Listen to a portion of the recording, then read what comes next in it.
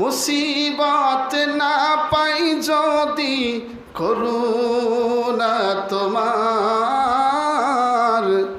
কবরে হাসরে কি হবে আমার, কবরে হাসরে কি হবে আমার।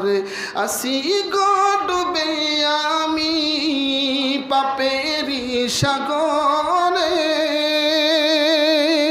আসি গো ডুবে আমি পাপেরি সাগরে, না জানি কি হবে ও পারে হাসরে, তোমারি সুপারিশ বিনে, তোমারি সুপারিশ বিনে কেমনে হব পার, কবরে হাসরে কি হবে আমার। কথা ঠিক কিনা?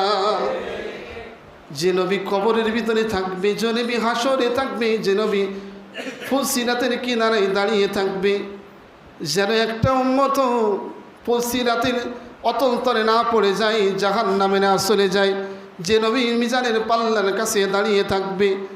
এইভাবে প্রত্যেকটি ঘাটে ঘাটে যিনি আমাদের জন্য রহমত হিসাবে থাকবে, তিনি হইতেছে দোজাখানের বাদশা মুহাম্মদ রাসূলুল্লাহ। কথা ঠিক কিনা?